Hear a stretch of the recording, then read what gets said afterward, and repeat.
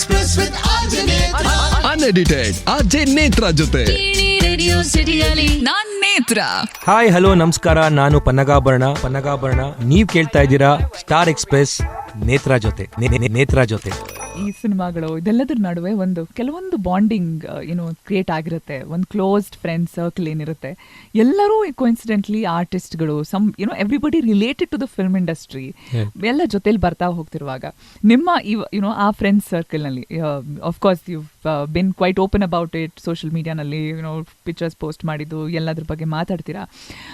At this point Chiru ಬಗ್ಗೆ ಹೇಳೋದಾದ್ರೆ, ಹೇಳಿದ್ರಿ ದಿಸ್ ಎಂಟೈರ್ ಸಿಂಡಿಕೇಟ್ ಆಗಿ ಶುರು ಮಾಡೋಣ ಅಂತ ಏನು ಶುರು ಆಯಿತು. But generally about him and anything about him ಹೇಳೋದಾದ್ರೆ.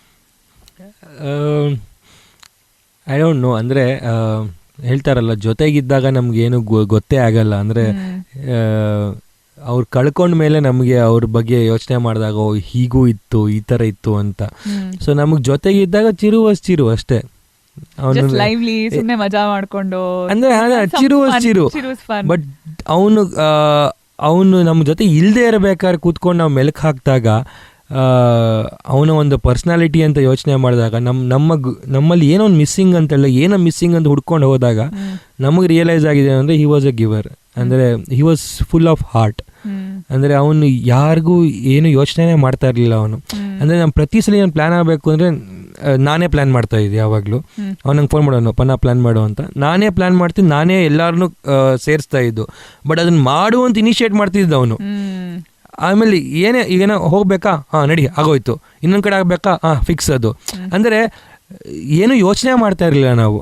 ಆ್ಯಂಡ್ ಅದಕ್ಕೆ ಈಗ ನಾವೇನೋ ಮಾಡಬೇಕು ಅಂದಾಗ ಒಬ್ರು ಜೊತೆಗೆ ಸಾಥ್ ಕೊಡೋದು ಇದೆಯಲ್ಲ, ಅದು ತುಂಬ ಇಂಪಾರ್ಟೆಂಟ್. ಅದು ಹಿಂಗೆ ಹ್ಞೂ ಅಂದಾಗ ಇನ್ನೊಬ್ರು ಬಾ ಅಂತ ಒಂದು ಫೋರ್ಸ್ ಕೊಡ್ತಾರಲ್ಲ, that was Chiru. And is always been that way. ನನಗೆ ಅಂದರೆ ನಾವು ಎಷ್ಟು ಫ್ರೆಂಡ್ಶಿಪ್ನ ವ್ಯಾಲ್ಯೂ ಮಾಡ್ತಿದ್ವು, ಅವನು ಅದೇ ಥರ ಅಷ್ಟೇ ವ್ಯಾಲ್ಯೂ ಮಾಡ್ತಿದ್ದು. ಇನ್ಫ್ಯಾಕ್ಟ್ ನಾನು ಅವ್ನಿಗೆ ಅದನ್ನು ಹೇಳ್ತಾ ಇದ್ದೇನೋ, ನಮ್ಮಿಬ್ರದ್ದು ಸಿಮಿಲಾರಿಟೀಸ್ಗಳು ಹೇಗೆ ಅಂತ ಹೇಳಿದ್ರೆ, ನಾನು ವಿ ಸ್ಟೇಡ್, ಅಂದರೆ ಮದುವೆ ಆದಮೇಲೆ ಒಂದು ಸಪ್ರೇಟ್ ಒಂದು ಮನೇಲಿದ್ದು ನಾವು ಅದನ್ನೇ ಆ ಮನೇನ ನಾವು we made it as a place where everybody is open for every one.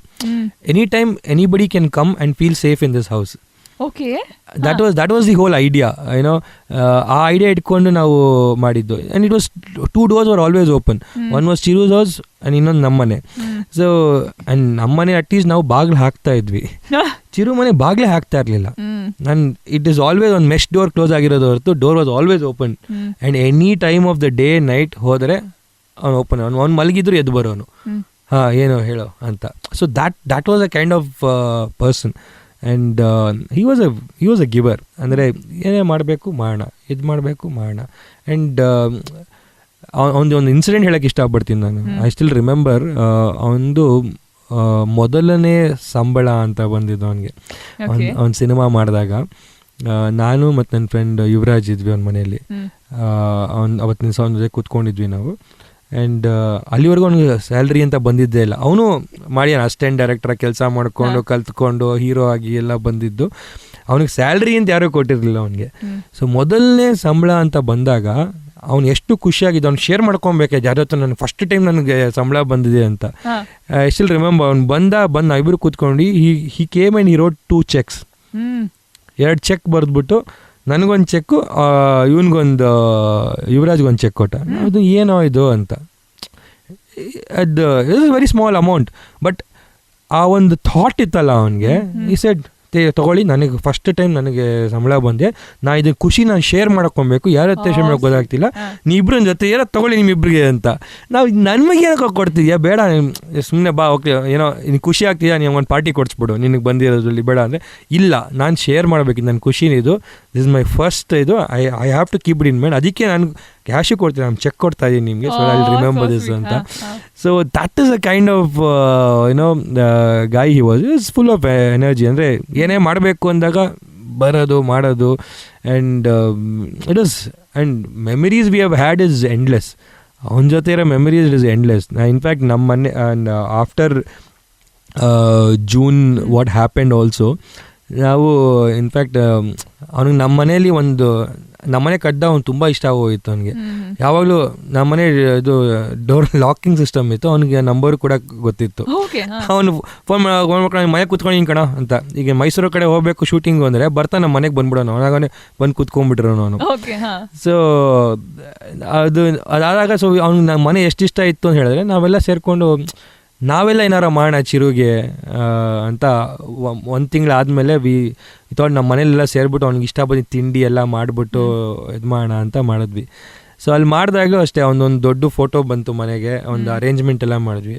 ಅದೇನಂತ ಆಟೋಮೆಟಿಕಾಗಿ ಎಲ್ಲ ಚೆನ್ನಾಗಿ ಆಗ್ತಾ ಹೋಯಿತು, ಎಲ್ಲ ಆಯಿತು, ಎಲ್ಲ ಮುಗೀತು. ಅದಾದಮೇಲೆ ನೆಕ್ಸ್ಟ್ ಕೂತ್ಕೊಂಡು ಯೋಚನೆ ಮಾಡ್ತಿರ್ಬೇಕಾದ್ರೆ ನನ್ನ ಫ್ರೆಂಡ್ ಅಭಿ ಬಂದ, ಅಂದ್ಬಿಟ್ಟು ಪನ್ನ ಇದೆಲ್ಲ ತೆಗ್ಸ್ಬಿಡ್ತೀನಿ ಅಂದ. ನಂಗೆ ಯಾಕೋ ಮನಸ್ಸೇ ಬರಲಿಲ್ಲ. ಅದೇ ಅವ್ನು ಇಷ್ಟ ಬಂದಿದ್ದ ಜಾಗದಲ್ಲಿ ಅವ್ನು ಕೂತ್ಕೊಂಡಿದ್ದಾನೆ, ಏನಕ್ಕೆ ತೆಗಿಯೋಕೆ ಹೋಗ್ತೀಯ ಅವನ್ನ ಅಂತ.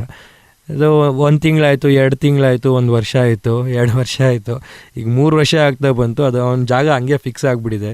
If you come to my house you can see ಅಲ್ಲೊಂದು ಎಂಟೈರ್ ಸೆಟಪ್ ಮಾಡಿಬಿಟ್ಟು ಒಂದು ಜಾಗನ ಫುಲ್ ಅವ್ನಿಗೆ ಅಂತಲೇ ಬಿಟ್ಬಿಟ್ಟಿದ್ದೀವಿ. ಆ್ಯಂಡ್ ಈವನ್ ಟುಡೇ ನಮ್ಮ ಮನೆಗೆ ಎಲ್ಲರೂ ಸೇರಿದ್ರೆ we just talk to him, ಏನೋ ಮಾಡಿ we feel that he is there with us in the house ಅಂತ.